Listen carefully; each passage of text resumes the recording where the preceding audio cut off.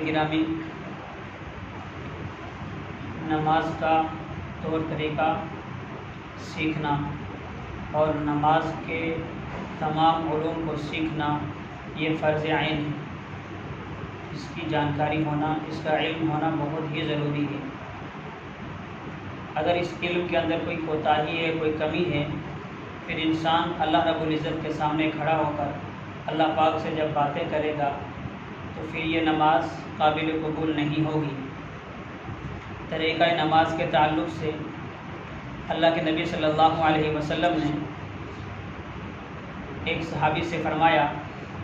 جب وہ نماز پڑھنے کے لیے آئے اور انہوں نے جلدی نماز پڑھ لی، نماز سے فارغ ہونے کے بعد اللہ کے نبی صلی اللہ علیہ وسلم نے فرمایا، ارجع فصلی فإنک لم تصلی، آپ جائیں اور دوبارہ نماز پڑھیں، اس لیے کہ آپ نے نماز نہیں پڑھی۔ پھر اس صحابی نے نماز پڑھی، جلدی پڑھی، اور اس کے بعد آ گئی حضور کے دربار میں۔ حضور نے فرمایا، ارجع فصلی فإنک لم تصلی، کہ آپ جاؤ اور جا کر دوبارہ نماز پڑھو، اس لیے کہ آپ نے نماز نہیں پڑھی۔ یہاں تک کہ 3 مرتبہ ارشاد فرمانے کے بعد اللہ کے حبیب صلی اللہ علیہ وسلم نے فرمایا کہ آپ کا جو طریقہ نماز تھا، رکوع کرنا، قومہ کرنا، جلسہ کرنا، سجدہ کرنا، اس کے اندر عجلت تھی، جلد بازی تھی، اس کی وجہ سے جو ہے اللہ کے حبیب صلی اللہ علیہ وسلم نے فرمایا کہ آپ دوبارہ نماز پڑھیں۔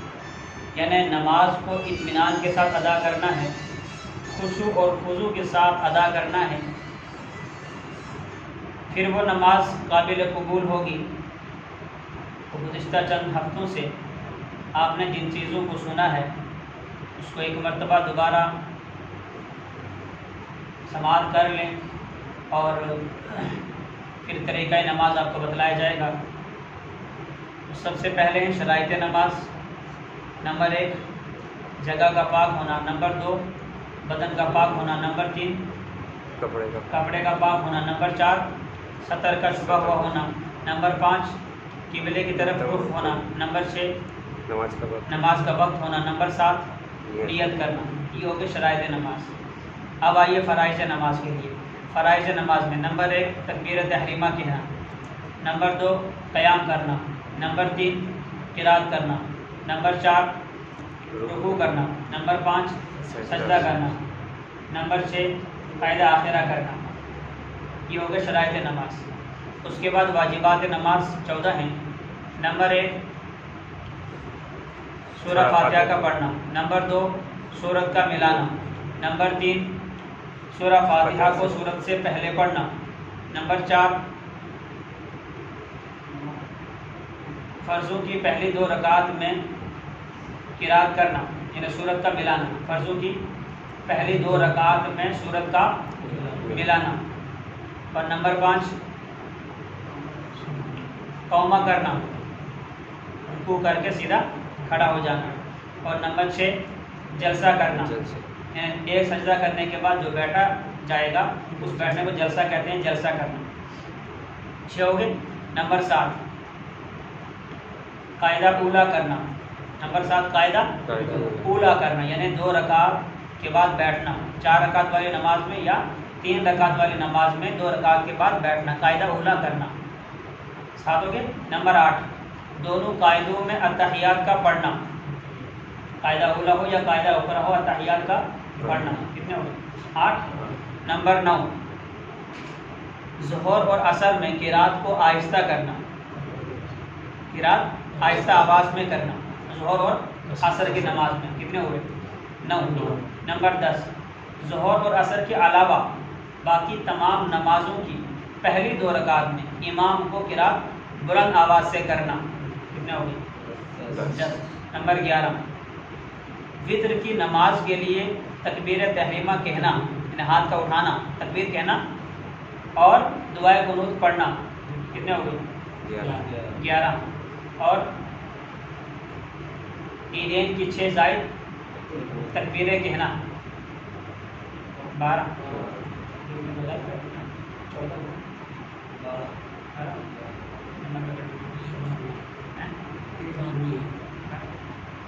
پھر سے سماپت ہے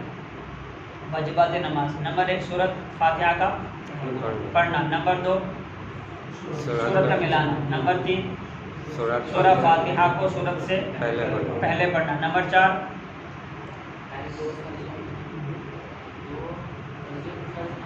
فرض نمازوں کی پہلی 2 رکعات میں سورت کا ملانا، نمبر 5 قوما کرنا، نمبر 6 جلسہ کرنا، نمبر 6 جلسہ کرنا، نمبر 7 قاعدہ اولا کرنا، نمبر 8 دونوں قاعدوں میں اتحیات کا پڑھنا، نمبر 10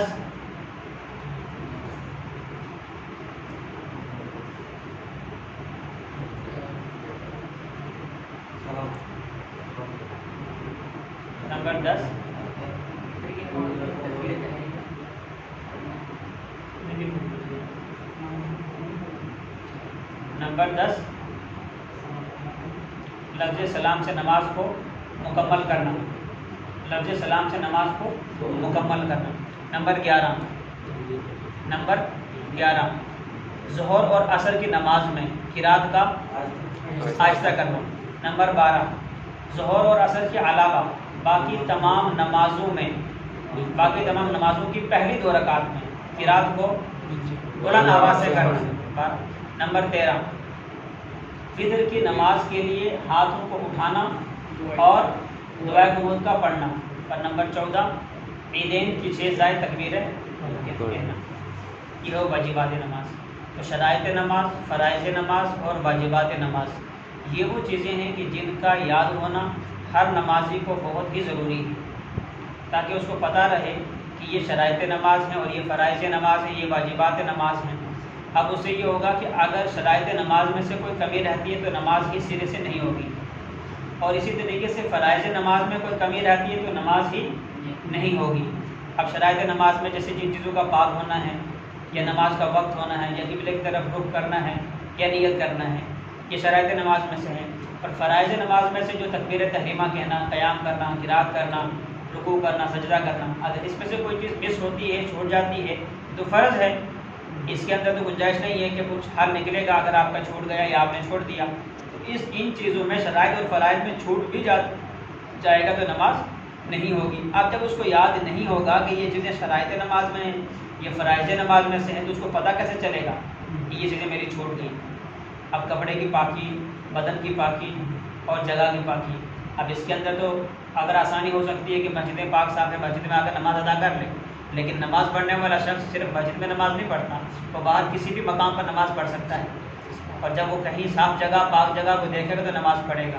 تو اس کو یہ علم ہونا چاہیے کہ یہ جگہ پاک اور صاف ہے، اس کا جانکاری ہونا، پورا علم ہونا ضروری ہے کہ اگر زمین ہے تو زمین کے اندر یہ بھی اندیشہ ہے کہ یہاں سے گزرنے والا جانور پیشاب کر چکا ہوگا، تو پھر اب اس کو پاک ہونے کے لیے آپ کے پاس کون سا آلہ ہوگا، کون سی چیز ہوگی جس کے ذریعے سے آپ اس کو پاک تصور کریں گے؟ نماز اپنے پڑھنی ہے، نماز کا وقت ہو چکا ہے، آپ کے سامنے زمین پڑی ہوئی ہے خالی، ایک تو لفظ آپ نے سیکھا کہ جگہ کا پاک ہونا ہے، لیکن جگہ کا پاک ہونا اس کا علم ہونا چاہیے نا۔ تو اب جگہ کا پاک ہونا اس کے مسائل ہیں کہ آپ جو ہے راستے میں ہیں، سفر میں ہیں، آپ نے جس جگہ پر جو زمین پر نماز پڑھنی ہے وہ زمین خشک ہے، پھر آپ نے اس کو سونگا دیکھنا ہے، اگر پیشاب کی بدبو آتی ہے تو گویا کہ اس کے اندر پیشاب ہے، یہ ناپاک، اور جہاں بدبو بھی ختم ہے، گیلا پن بھی نہیں ہے، وہ زمین پاک ہے، وہ زمین پاک ہے۔ اسی طریقے سے کپڑا ہے، اب کپڑا پاک ہونا چاہیے، خون سے، پیپ سے، گوبر سے، منی سے، ان چیزوں سے کپڑا پاک ہونا چاہیے۔ تو اس کا مکمل علم آپ کا جاننا ضروری ہے کہ اگر ناپاکی لگتی ہے 1 روپے کی بقدر، 1 روپے سے اگر کم ہے تو اس کو جو ہے صاف کر دیا جائے، ہاتھ مار دیا جائے، چھینٹیں ہوں معمولی اگر ناپاکی کی چھینٹیں ہوں، خون وغیرہ کی، پیشاب کی، تو اس کو 3 مرتبہ گیلا ہاتھ مار دیا جائے کپڑے پر، اور اگر 1 روپے کی بقدر ہو یا اسے زائد ہو تو پھر وہ کپڑا 3 مرتبہ نچوڑا جائے گا، اس کا داغ صاف ہو یا نہیں ہو، ناپاکی کا داغ صاف نہیں ہو، یہ ضروری نہیں ہے کہ داغ صاف کرنا ہے، کیمیکل ڈالنا ہے۔ آپ کسی ایسے مقام پر ہے جہاں پر آپ کو صابن بھی نہیں ملتا، ناپاکی تو لگ گئی، کیمیکل نہیں ملتا صاف کرنے کے لیے، تو داغ کا صاف کرنا ضروری نہیں ہے، اس کپڑے کو 3 مرتبہ نچوڑنا اچھی طرح یہ ضروری ہے پاک ہونے کے لیے۔ تو 3 مرتبہ آپ نے کپڑے کو نچوڑ دیا اور وہ بھی اچھی طریقے سے، تو کپڑا پاک ہو گیا۔ اب یہ کپڑے پاک ہونے کا علم، جگہ کے پاک ہونے کا علم، اسی طریقے سے بدن کا پاک ہونا، تو آپ بدن کے کسی مقام سے خون نکلتا ہے یا پیپ نکلتی ہے تو اس کا علم آپ کے پاس ہونا چاہیے، جانکاری ہونی چاہیے۔ آپ نے وضو کیا ہے، وضو کرنے کے بعد آپ کی کسی مقام سے، بدن کی کسی مقام سے خون نکل گیا، اب مسئلہ یہ ہے کہ خون نکلنے کے بعد بہہ جاتا ہے تو جو ہے وضو ٹوٹے گا، ورنہ وضو نہیں ٹوٹے گا۔ خون نکلتا ہے، نکلنے کے بعد بہہ جائے خون، یا پیپ نکلے تو پیپ نکلنے کے بعد بہہ جائے، اگر جہاں سے نکلا ہے خون یا پیپ وہیں ہے، نمودار ہوا، سامنے نکلا لیکن ابھی بہا نہیں ہے، تو پھر وہ وضو اور غسل نہیں ٹوٹے گا، وضو نہیں ٹوٹے گا۔ تو وضو ٹوٹنے کے لیے یہ علم آپ کے پاس ہونا چاہیے کہ آپ نے وضو کیا، اس کے بعد آپ کا جو ہے کسی مقام سے کوئی تھوڑا پھنسی تھا، وہاں سے پیپ نکل گئی اور بہہ گئی، خون نکل گیا، بہہ گیا، اب وضو ٹوٹ گیا۔ یہ نواقض وضو بھی انشاءاللہ آپ کو میں بتلاؤں گا انشاءاللہ، 8 چیزیں ہیں جن سے وضو ٹوٹتا ہے۔ یہ تمام چیزیں شرائط نماز، فرائض نماز، واجبات نماز، جن کو آپ نے جو ہے گزشتہ چند ہفتوں سے سماعت کیا ہے، ان کو اچھی طریقے سے آپ نے یاد کرنا ہے۔ جب آپ کو یاد نہیں ہوں گے تو پھر آپ جو ہے اس کو آگے چل کے اس کے نماز کے اندر یا نماز کے بارے کے جو مسائل ہیں اس کو آپ سمجھ نہیں سکتے، پھر نماز کو آپ بہتر نہیں بنا سکتے۔ اور اسی حدیث میں نبی اکرم صلی اللہ علیہ وسلم کا فرمان ہے کہ الصلاۃ معراج المومن، نماز مومن کی معراج ہے۔ اللہ کے حبیب صلی اللہ علیہ وسلم کو اللہ پاک نے اپنے پاس بلایا، بلانے کے بعد ہم کلام ہوئے، اللہ کے حبیب صلی اللہ علیہ وسلم سے اللہ پاک نے جو ہے باتیں کی، اس کو معراج کہا جاتا ہے۔ واقعہ معراج جو سورہ بنی اسرائیل کے اندر موجود ہے، تو وہاں اللہ نے اپنے حبیب صلی اللہ علیہ وسلم سے جو بات کی، آپس میں دونوں کی جو باتیں ہوئیں، اس کو معراج کہا جاتا ہے۔ تو یہاں اللہ کے حبیب صلی اللہ علیہ وسلم نے ایمان والوں کو تحفہ دیا، فرمایا کہ الصلاۃ معراج المومن، یہ جو نماز ہے یہ ایمان والے کی معراج ہے، یعنی ایمان والا نماز پڑھنے کے لیے جب کھڑا ہوتا ہے تو یہ کس سے باتیں کرتا ہے؟ اللہ پاک سے باتیں کرتا ہے۔ جب بندہ اللہ سے باتیں کر رہا ہو، اسی کا نام معراج ہے۔ تو یہ بہتر طریقے سے ادا ہونی چاہیے، اچھے طریقے سے خشوع خضوع کے ساتھ ادا ہونی چاہیے، اس کے اندر کوئی کمی کوتاہی نہ رہے، تاکہ ہم اللہ سے جب باتیں کریں تو اس طور پر اس انداز میں کریں کہ ہمارا جو ہے عمل قابل قبول ہو اللہ کے یہاں۔ اب ہم گھر سے نکلے نماز پڑھنے کے لیے، تو کپڑے ہمارے جو ہے ایسے ہیں کہ یہاں پیچھے میل لگا ہوا ہے، ادھر یہاں میل لگا ہوا ہے، اب نماز پڑھنے کے لیے تو آ گئے، لیکن یا ایسا پرانا کپڑا ہے جس کپڑے کو ہم پہن کر آئے، ہمارے پاس موجود ہے کہ ہم کپڑا دوسرا پہن سکتے ہیں، لیکن ایسا پرانا کپڑا پہنا کہ اگر نماز کے بعد کسی نے اتفاقاً کہا کہ آپ چلے بھائی شادی کا پروگرام ہے وہاں چلے، تو وہ بندہ کہتا ہے کہ جناب میں کپڑے بدل کے آتا ہوں۔ یعنی جس کپڑے کو پہن کر آپ نماز پڑھنے کے لیے آ گئے، اللہ کے دربار میں آ گئے، اللہ سے باتیں کر لی، وہ آپ چاہتے ہیں کہ یہ کپڑا پہن کر میں کسی کے مجلس میں نہ جاؤں، کسی کی شادی میں نہ جاؤں، اس لیے کہ جس کے پروگرام شادی میں جاؤں گا وہ کیا کہے گا، اس کے پاس کپڑا نہیں، یہ پرانے کپڑے میں میرے پاس آ گئے، ہمارے گھر میں آ گئے، ہمارے مہمانوں کی بے عزتی ہو گئی۔ یہ جب تصور ہے، یہ جو سوچ ہے نا، اس سوچ کو بدلنا ہے۔ یہ چیزیں ہیں کہ ایمان والا اللہ کے دربار میں جب آئے صاف ستھرا ہو کر آئے، اچھا بہترین کپڑا پہن کر آئے، میلا نہ ہو، گندا نہ ہو، کپڑا پھٹا نہ ہو، پرانا نہ ہو، اور اس انداز میں آئے کہ اگر اس کو اتفاقاً کہا جائے کہ آپ چلیے فلاں جو ہے مجلس میں جانا ہے، تو وہ اس کے کپڑے کو تیار ہونے چاہیے، وہ یوں نہ کہ میں بدل کر جاؤں، یعنی یہ اچھے نہیں ہیں تو میں اچھے پہن کر جاؤں، نہیں، وہ اچھے کپڑے مسجد میں لے کر آنا چاہیے کہ جو سب سے بہتر اس کے پاس موجود ہو۔ ہاں اگر موجود ہی نہ ہو، پرانے ہی ہوں، اسی میں کہیں بھی جا سکتا ہے، اسی میں مسجد میں بھی آ سکتا ہے، یہ الگ بات ہے۔ لیکن اگر جو اس کے پاس اچھے موجود ہیں اور وہ نماز کے لیے پہنتا نہیں، مسجد کے لیے پہنتا نہیں، وہ اس نے صرف رکھے ہوئے سنبھال کر کسی مجلس میں جانا ہوگا تو یہ کپڑے پہن کر جانا ہے، صاف ہیں، ستھرے ہیں اور اچھے ہیں، لگتے بھی اچھے ہیں، اور مسجد میں آنے کے لیے پرانے سے کپڑے پہنے، تھوڑے میلے سے بھی رہے، آگے چل کے میں نماز پڑھ لی، پر نماز ہی پڑھنی ہے، کس نے دیکھنا؟ نہیں، یہ اللہ نے دیکھنا ہے، اللہ کے سامنے کھڑا ہونا ہے، اللہ کے دربار میں کھڑا ہونا ہے۔ تو جس دربار میں ہم نے کھڑا ہونا ہے، یہ سب سے بڑا دربار ہے، سب سے اچھا دربار ہے۔ یہاں تو ہم نے اپنے مسائل کا حل کرنا ہے، یہاں تو ہم نے اللہ کو راضی کرنا ہے۔ دوسروں کے دربار میں جا کر 2 منٹ کے لیے وہ ناراض ہو جائے گا کہ اس نے ایسے کپڑے نہیں پہنے، ہو سکتا ہے کوئی دیکھے بھی نہ، جس کے یہاں ہم جائیں اس کو موقع ہی نہ ملے دیکھنے کا، فرصت ہی نہ ملے، جس دعوت میں ہم جائیں اس دعوت کو ہم کھا کر چلے آئیں اور اس کو موقع ہی نہ ملے دیکھنے کا کہ بھئی وہ اس کو دیکھے، اور دیکھنے کے بعد یوں سمجھے، یوں سوچے کہ اس نے کپڑے اچھے نہیں پہنے۔ ایسا نہیں ہے، بلانے والا شخص بلاتا ہے کہ آپ ہماری دعوت میں آئیں، وہ یوں نہیں کہتا کہ آپ کپڑے اچھے پہن کر آئیں، وہ نہیں کہتا، کہ ہماری اپنی سوچ بن گئی ہے، ہم کپڑے اچھے پہن کر جائیں گے، پھر کھانا کھائیں گے دعوت کا، تو شاید کھایا جائے گا، شاید وہ خوش ہو جائے گا۔ دوسروں کو خوش کرنے کی کوشش کی جاتی ہے۔ اور ہوتا یوں ہے کہ جب بندہ بندے کو خوش کرتا ہے، اللہ کو ناراض کرتا ہے، تو اللہ تو ناراض ہو جاتے ہیں، بندہ خوش نہیں ہوتا، وقتی طور پر خوش ہوتا ہے، بعد میں ناراض ہو جاتا ہے۔ اور اس کے الٹا اگر بندہ جو یوں کرتا ہے کہ اللہ کو خوش کرتا ہے، بندے کی فکر نہیں کرتا، اللہ پاک خوش ہوتے ہیں، جب اللہ پاک بندے سے خوش ہوتے ہیں تو پھر آسمانوں میں فرشتوں میں جو ہے آواز لگاتے ہیں کہ فلاں بندہ میرا دوست ہے، فلاں سے میں محبت کرتا ہوں، اے فرشتوں، آسمان کے فرشتوں، تم بھی اس بندے سے محبت کرو۔ پھر جو فرشتے زمین پر ہیں وہ فرشتوں میں جو ہے ندا لگتی ہے، آواز لگتی ہے کہ فلاں بندہ میرا محبوب ہے، میرے گھر میں آتا ہے، میں اس سے محبت کرتا ہوں۔ تمام فرشتے اس سے محبت کرتے ہیں، آپ بھی ان سے محبت کرو۔ پھر تمام کے تمام فرشتے اس سے محبت کرتے ہیں، اللہ والے سے، اس جو ہے اللہ کے بندے سے، اس نمازی سے۔ پھر جب تمام فرشتے محبت کرتے ہیں، راستے میں ملے تو مصافحہ ہوتا ہے، سلام ہوتا ہے فرشتوں کے ساتھ اس بندے کا۔ پھر بندوں کے دلوں میں جو لوگ ہوتے ہیں نا، لوگوں کے دلوں میں اس بندے کی محبت ڈال دی جاتی ہے، یہ اللہ کی طرف سے ہوتا ہے۔